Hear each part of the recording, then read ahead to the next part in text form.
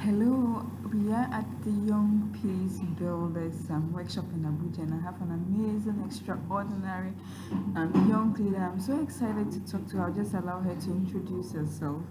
Hi, I'm so happy to be here as well. Thank you for having me. Mhm. My name is Olaoluwa Abagun. I'm from Nigeria, Lagos, Nigeria. I'm a lawyer and I'm a girls' rights advocate. I also manage a non-governmental organization called Girl Pride Circle, where we advocate for girls' rights to education, equal opportunities, and violence-free communities. And we also empower girls to transform their communities. It's amazing. You said in your profile that you started all these activities since age 13. Can you tell us something more? Well, I would say that I was privileged to have people around me who discovered my potential and encouraged me to develop myself, including giving me platforms to also let my voice heard very, very early in life. So at the age of 13, my teachers in secondary school nominated me to join the Nigerian Children's Parliament. Wow. So I joined the Nigerian Children's Parliament as a senator representing Lagos State, and I had the opportunity to engage in child rights advocacy and contribute to child rights policies in my country. It was an experience that really changed my worldview and motivated me to contribute more to my community. Now you're the founder of Girl Pride Circle. Tell us, what is Girl Pride Circle about? Yeah, so Girl Pride Circle is an NGO that supports adolescent girls in Nigeria, and we also have a Pan-African dream. So what we do is to advocate at the grassroots and engage community stakeholders on how we can make the community conducive for girl child development. For instance, we advocate against violent practices like sexual violence, which is very, very common in the community where I'm from in Lagos State. So we try to mobilize community to ensure that girls are protected, girls are safe, and girls are invested in. And also we have programs across secondary schools for adolescent girls where we try to empower these girls with advocacy skills. We try to help them understand leadership, understand sexual and reproductive health and rights, and also grasp gender issues. So basically, we're raising a dynamic generation of female leaders in Africa. Now tell me, you're a lawyer, you're a founder of a non-profit organization, you do so many things. How do you manage in terms of time management, in terms of impact? Well, I wouldn't say it's really easy. It hasn't been a walk in the park. But I would say that my passion has kept me going, you know, and I've always found a way to find a meeting point between everything I do. So, for instance, my training as a lawyer, I'm trained to be an advocate of my community. I'm trained to be a fixer, to be someone who stands up and represents the community and acts as a voice for my people. So I wouldn't say that it's so far off from what I do, like my advocacy work is so far off from my work as a lawyer.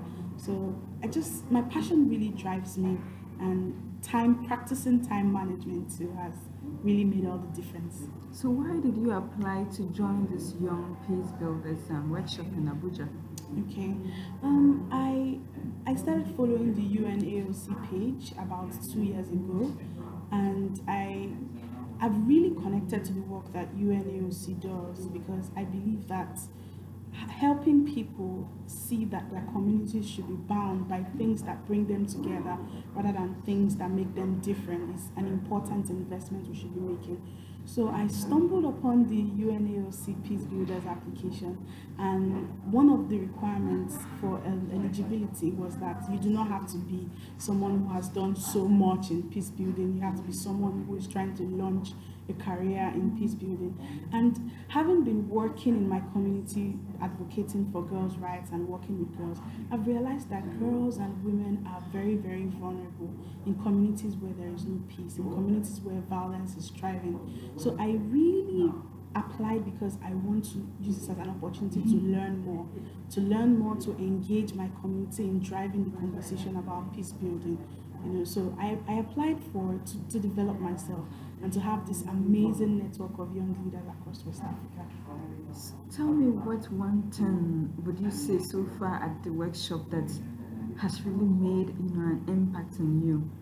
Okay, the sessions have been mind blowing. I'm really finding it hard to pick a particular thing, but I would say that here I have learnt about tools, active tools that I can use to drive intercultural dialogue in my community.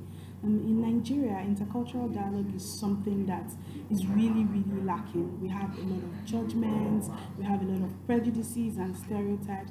So I've been learning how to engage my community in real conversations and unbiased conversations where they can share their own stories and we can tell stories from a place of truth and empowerment and then break down the stereotypes. So I think I've learned so much about intercultural dialogue. That is one thing I've learned so much about here. Okay, so now a majority of young people in Africa feel that they are not given much room to, express their potential and, ignite their passion. What's different about it? People say it's impossible. People say people like you maybe just got lucky. What would you say to young people around the world that how should they, move their passion into action and create impact like the way you are doing now? Okay, first of all, I would say I just make my humble contribution and I'm not where I want to be yet. Okay. But I think what has worked for me is stepping away from the feeling of entitlement. So I think that young people across Africa should try to earn everything that they need.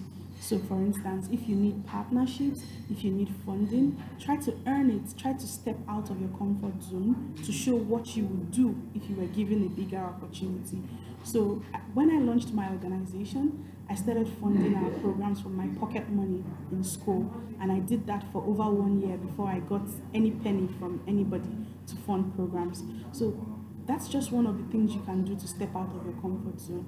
And I just want to say, never ever feel entitled. Just keep working hard, keep doing what you're doing, and everything will come together. So what's the way forward after this workshop in Abuja? Wow, I'm already thinking about the way forward actually, and I've realized that many of my girls actually have a lot on their mind to share with Nigeria. So for instance, last week I was at a training for my organization and I asked them, if the president walked in here, what would you tell him? What problem would you ask him to solve? And one of them stood up and spoke about tribalism, that tribalism is one problem that she really wants to solve in Nigeria. And that was when it occurred to me that these girls have a lot of roles to play in peace building. Their voices alone is something that we should help refine and help to, amplify. So after I leave this workshop, I'm going to invest all these tools I've learned, the connections I've made, the network. I'm going to start like a peace advocacy training for my adolescent girls back at home, because I want them to, step up to peace building. They are young, but I want them to know that their age is not a barrier to what they can contribute. Wow. So can you do something Nigerian for us since we are in Abuja? A song and a local dialect, something interesting. Okay, so I'll just say a sentence in Yoruba, and it is Ajo Dabile. There's no place like home. Wow, it's been amazing speaking to you, and I'm so inspired by you, and I hope many people get inspired by you. Thank you so much. Thank you.